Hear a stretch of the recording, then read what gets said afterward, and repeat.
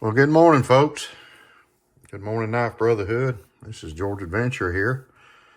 I didn't do a Monday morning inspirational talk. I'll get back on that hopefully next Monday. But my daddy's in the hospital. He's going to be moved to hospice today, so we've been dealing with that.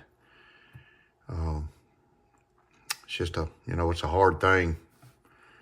When your life gets to that point, you go into hospice. So anyway, been dealing with that. So I thought I'd make this video right quick. I'm gonna head back up there. So anyway, so Saturday, well, we were in Alabama. My daddy wasn't in the hospital then. We put him in there Sunday. But so Saturday we were in Alabama, and so we went through Jacksonville, Alabama, going home. And there's an antique, pretty good size antique. They call it an antique mall, but it's an antique store, antique shop. And never been in it before, and so we went in, me and Miss Linden. They had quite a selection of old vintage knives, and so there was one counter when you first walked in, and that's where I got this one and this one. Had some great prices. I mean, I was like shocked. So she said that the guy would buy the knives and he would just sell them for $1 over what he paid, And okay, well, that's cool. So anyway, so I bought these three. And so the first one that caught my eye was this one. And like I said, they had some case knives in there and some Imperials and stuff. But so this one was in the same case, and this is a Queen. It came with the box, which was good. I was glad it came in the box. There's the pattern number. Kind of hard to see. It's 194 is the pattern number.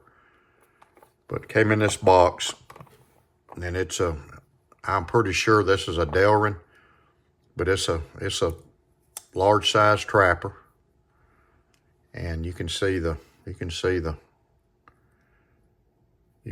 Queen steel on the blade. This thing is basically mint. You can see the Queen steel right there.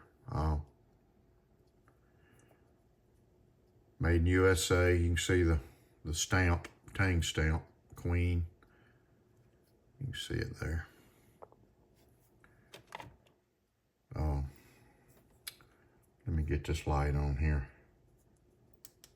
There we go. That's better. But you can see the Queen steel there. Queen tang stamp right there. So, and it's got the Queen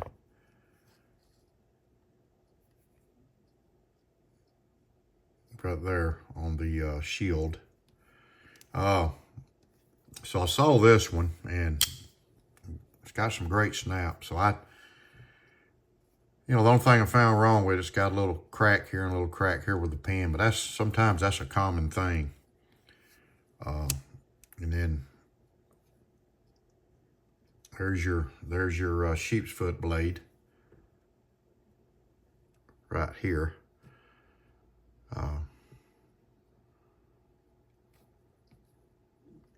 Basically a typical large trapper, full-size trapper.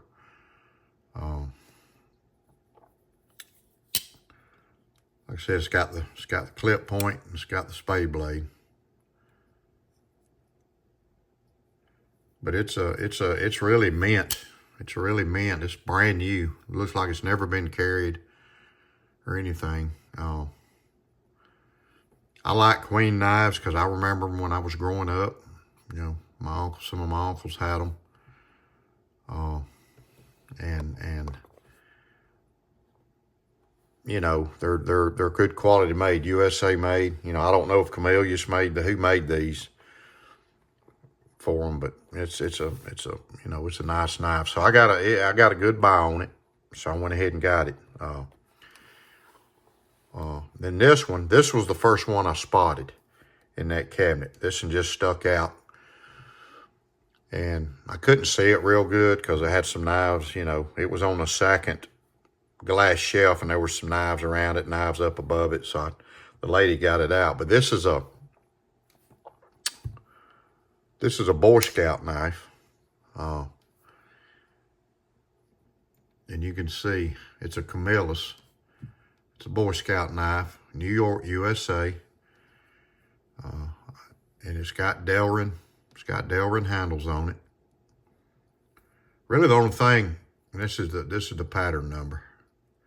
I did find a couple of these on eBay, and they're going for like $149. I got a good buy on this thing. You can see the Boy Scout shield. It's got a few little, it's been carried, you can tell. You can see a few little scratches. I'm gonna polish this blade.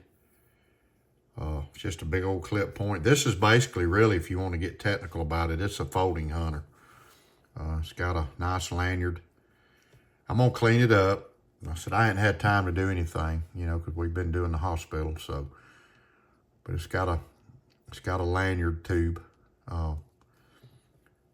It's got this little, which I thought was pretty neat looking. I don't know, you know, what that's for right there. You know, maybe unless your finger can rest on it, but you can see the Camillus, New York, USA, and there's the reverse side of the tang. It's got 893. I'm sure that's the model, because I typed 893 on eBay, Camillus, and it pulled this knife up. It's got, like I said, it's got some scratches. It's been used, but the blade's got pretty much its original shape. It's got a little bit of, you can see right here, a few little nicks. So it's being used right here in the blade. I'm going to sharpen it up. You see that right there. It's pretty jagged. I'm going to sharpen it up and probably going to carry it, to be honest with you. I'll have to make me a sheath for it. But it's got the, like I said, it's got the Boy Scout shield on it right here. But I was thrilled when I saw it. You know, I told that lady, "Can you open this? You know, can you open this cabinet up?" And she said, "Yeah." So I didn't know, you know, if it was made by Camillus or Imperial. I wasn't sure, you know. But it's a nice knife, man. It was a good find. Pretty good size one. Like I said, it's about the same size as a case. It's close to, you know, a case folding hunter. So you can see the size of it. It's pretty big. But I like it. I think it was a great find. So we walked around, and Linda came, got me, and said, "Have you seen this cabinet back here?" And I had forgotten to walk down this one little aisle, and there was a cabinet that was full of knives. And I'm going to go back. We're going to go back. But the first knife I noticed was this one.